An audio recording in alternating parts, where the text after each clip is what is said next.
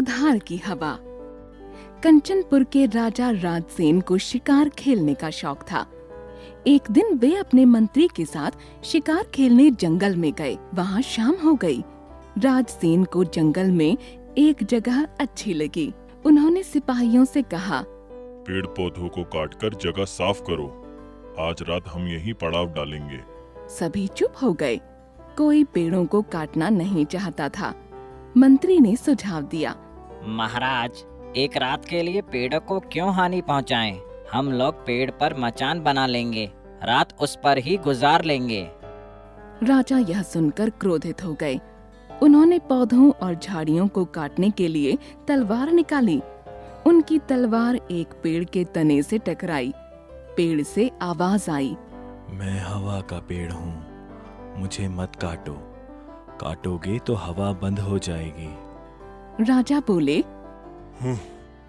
हवा बंद हो जाएगी, जैसे एक यही तो पेड़ है इस जंगल में। उन्होंने और जोर से उस पेड़ पर तलवार चलाई। अचानक पेड़ से धूल का बवंडर उठा तथा साथ ही आग का धुआं भी निकलने लगा। आसपास की हवा बंद हो गई। राजा के शरीर में फोड़े फुंसी निकल आए।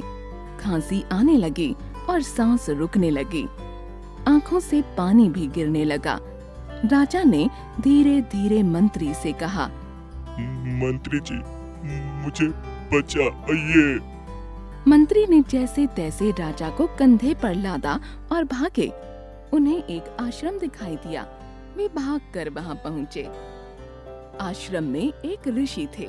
मंत्री ने राजा को वहीं लेटा दिया और बोले, श्रीमान, यह कंचनपुर के राजा राजसेन हैं। हवा बंद होने से इनकी हालत खराब हो गई है।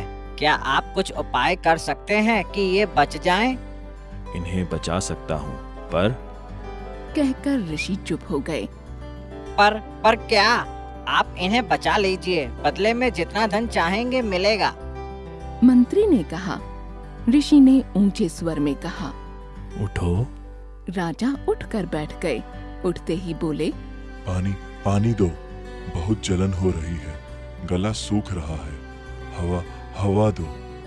कहते कहते राजा फिर जमीन पर लेट गए। तुम्हें साफ हवा और पानी चाहिए, मैं दूंगा, लेकिन वह उधार का होगा। तुम्हें ठीक होने के बाद उसे लौटाना होगा। वचन दो कि तुम वैसा ही करोगे, अन्यथा जीवन भर इस आश्रम की साफ सफाई करनी होगी। ऋषि बोले। राजा और मंत्री ने एक साथ हाँ में गर्दन हिलाई। यह सुनकर ऋषि उन्हें आश्रम के पीछे ले गए। वहाँ हरे भरे फलदार पेड़ थे। चारों ओर फूल खिले थे। ठंडी हवा बह रही थी। साफ पानी का सरोवर था। वहाँ पहुँचते ही राजा ने लंबी सांस ली, पानी पिया और स्नान किया। सरोवर में स्नान करते ही राजा के शरीर से फोड़े फुंसी गायब हो गए। स्वस्थ होते ही वे दोनों वहाँ से जाने लगे। ऋषि ने कहा, अरे कहाँ चले? अपना वचन याद नहीं? मैंने तुम्हें साफ हवा और पानी उधार दिया था। राजा ने लापरवाही से कहा, अरे 2-4 कमंडल पानी ही तो हमने लिया है। उसके बदले 2-4 बाल्टी पानी आकर राजमहल से ले लेना। पर साफ हवा जिसमें तुमने सांस ली, वह भी लौटानी है। ऋषि ने याद दिलाया। पर हवा कैसे लौटाएं? उसके बदले जितना धन चाहिए हम देने को तैयार हैं। राजा बोले, मुझे धन नहीं, हवा चाहिए, जिस हवा में सांस लेकर तुम्हें पुनः जीवन मिला है। ऋषि ने क्रोध से कहा। राजा और मंत्री सोच में पड़ गए। अंत में उन्होंने हाथ जोड़कर पूछा कि वे क्या करें जिससे कि हवा लौटा सकें। ऋषि ने कहा, एक तरकीब है। शिकार का शौक छोड़कर 1 वर्ष तक अपने राज्य में जहाँ जहाँ पेड़ काटे गए हैं वहाँ वहाँ पौधे लगाओ। 3 वर्ष तक उन पौधों की देखभाल करो, जब तक वह ऐसे ही हवा देने वाले पूरे पेड़ ना बन जाएं। फिर मुझसे इसी आश्रम में आकर मिलो, तभी तुम मेरा उधार लौटा सकोगे। राजा ने वैसा ही किया तथा उधार की हवा का कर्ज चुकाया।